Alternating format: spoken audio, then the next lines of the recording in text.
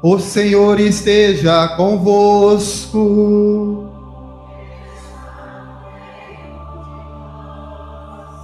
Proclamação do Evangelho de Jesus Cristo, segundo Marcos.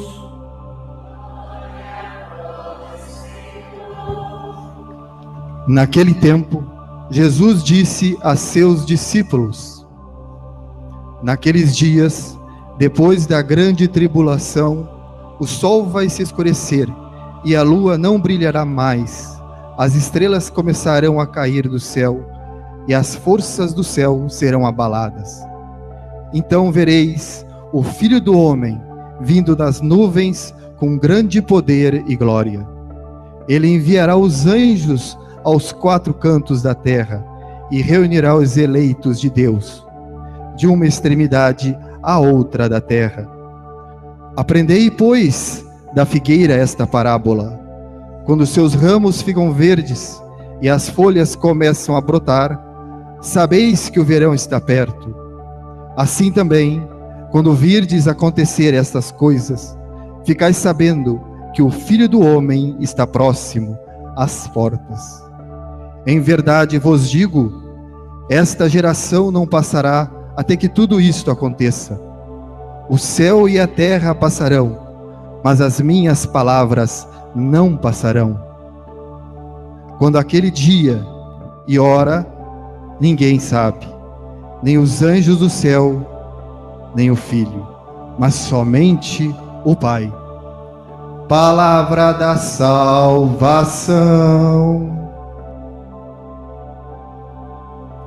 Estamos no penúltimo domingo do tempo comum, concluindo as 34 semanas deste tempo comum que lemos o Evangelho de São Marcos, né? Então já 29 de novembro começa um outro ano litúrgico, com o primeiro domingo do Advento. Serão outras leituras. O terceiro evangelista que ouviremos, Lucas, no tempo comum, depois intermediado entre os evangelhos de João e os demais evangelistas em datas específicas, né? E as leituras de hoje não são fáceis de interpretá-las, estão carregadas de imagens de uma apocalíptica judaica do Antigo Testamento. Estas imagens codificadas são imagens cósmicas de eclipse, de estrela cadente, de estrelas que morrem, né? De catástrofes, de situações de abalo, todas elas feitas uma leitura. Mas primeiro que a gente aprende do Evangelho hoje é que tem que parar de consultar cartomancia, não é? Nenhuma cartomante, nenhum vidente sabe o fim do mundo, né? Quando, como, que hora e que dia. Terminou o Evangelho justamente dizendo, né? Não adianta querer saber o futuro, o nosso futuro, se o nosso futuro pertence a Deus. E ninguém tem o poder de adivinhar. Nem os anjos do céu, Jesus diz hoje, sabem do que vai ser o nosso futuro. Porém, a gente pode ir construindo o futuro vivendo o presente. Se a gente decide caminhar no bem, no caminho com Jesus, a gente vai ter, sem dúvida, um futuro bom. Mas se for para o crime, não terá nem futuro, né? A vida será curta, não é? Como muitos jovens que se dão ao crime, às drogas, não é? E aí a gente vê um sistema penitencial lotado, simplesmente fracassado, porque ali não tem futuro, né? Estão quase sem perspectiva, sem esperança de futuro. Então nada de consultar horóscopo, que não vai trazer nada de novo para você. Se trata de situações gerais, né? Que diz isso a todo mundo. Imagine quantas pessoas não devem ter o mesmo signo seu, né? E dirá a mesma coisa aquelas milhares de pessoas, né? Às vezes coincide de tomar para nós uma palavra, uma situação que se vive, mas não quer dizer que é adivinhação. Não adivinha, não tem este poder. E depois, o que a gente vê mais no Evangelho de São Marcos?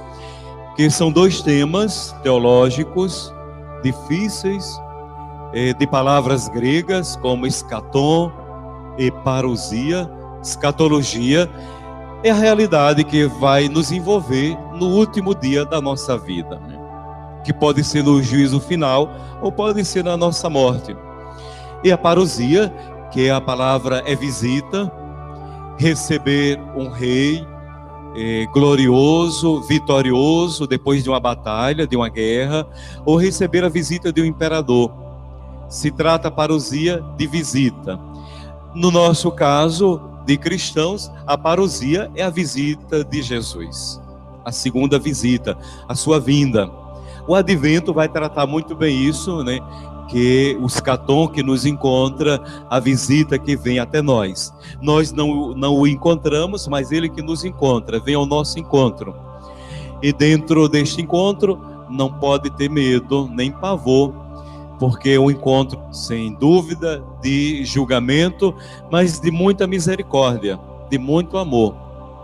E nada das igrejas pavorosas que lidam com medo ou com terrorismo religioso, neste caso aqui, dizer, Jesus vem aí, ele já veio, está no meio de nós, não é? Não precisa mais esperá-lo, né? Já está presente em nós, atuando. O reino de Deus já está acontecendo conosco. Só que uma segunda vinda é justamente para uma meta, não é conclusão nem fim do mundo, mas é a realização de uma meta. Que meta é essa? Toda a humanidade caminha para Jesus. Eis aí a grande imagem que o Filho do Homem vem sobre as nuvens, né? Sentado sobre as nuvens, porque para dizer que tudo caminha para Cristo, a nossa vida caminha para Ele, e é com Ele que nós viveremos e nos encontraremos. Portanto, esse discurso do capítulo 13 de São Marcos, inexoravelmente descreve não o fim da história, não os acontecimentos, não está preocupado com os acontecimentos históricos, mas quer simplesmente anunciar a salvação. Então os eleitos serão de fato separados neste julgamento final, nesse juízo. A mesmo tom da leitura de Daniel, que trata de um rei vitorioso, de uma vitória após uma batalha, né? O sol, aqui invocado como um Deus, né? O sol brilhará novamente, haverá uma nova humanidade, haverá uma virada, uma recriação. Ou vai ser recriada esta humanidade aqui, temporal, ou então uma nova criação no céu. De qualquer maneira, a expectativa deste discurso apocalíptico é de virada. E o que dizer também deste atentado, deste terrorismo desta semana, paralisando a França, o mundo, também da catástrofe que aconteceu nas barragens de Minas Gerais, né? Dizer tudo isso são sinais. Tiramos então lições, percepções destes sinais dos tempos, né? Não para anunciar o fim do mundo, mas que devemos haver uma mudança, né? Uma mudança de comportamento, uma mudança de mentalidade, tem de fato mostrarmos um melhoramento humano, ou quem sabe, uma sociedade mais humanizada, ou mais preocupada com a vida, com a paz, com as pessoas, né? Dizer o que o Papa Francisco disse sobre hoje é muito forte, é uma blasfêmia contra Deus, matar em nome de Deus, né? Em nome de uma religião. Então a gente vê acontecendo uma islamização, um grupo de fanáticos radicais que querem impor uma ideologia, uma religião, um modo de viver que não cabe em diversas culturas, no pluralismo tanto religioso, multirracial que se vive o mundo, né? Claro, sem dúvida, aí sim é profanar o nome de Deus, quando a gente acha que matar os inimigos é um ato heróico, quando Jesus diz que deve amar os inimigos, né? Então é tudo o contrário do que prega um cristianismo. Aquele que nos odeia, devemos amar. Aquele que nos persegue, devemos perdoar. É o centro do cristianismo, da nossa fé. Aí vem todo o avesso dizer que o inimigo deve ser, sim, massacrado, castigado, e que se a gente persegue o inimigo, ainda recebe um prêmio eterno, né? O paraíso. Não sei se Deus de fato vai nos dar o paraíso se nós matamos, se nós trucidamos e perseguimos.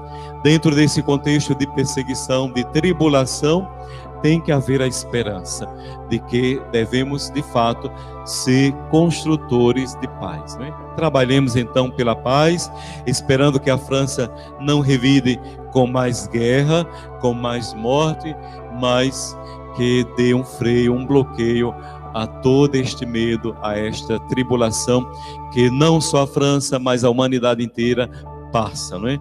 Por enquanto o Brasil ainda não atingido, mas é um dos mais vulneráveis, não é? Mais inseguros.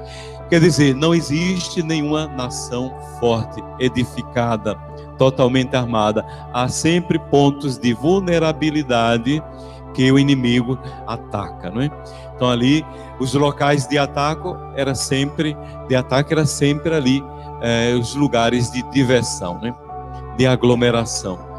Então, muito cuidado, não podemos ser como a população de Sodoma e Gomorra, que só dava ao prazer, só comia e bebia, como se Deus não existisse, né? Quem sabe a gente precisa voltar à matriz, e a nossa matriz é cristã. Louvado seja o nosso Senhor Jesus Cristo. Para sempre seja louvado.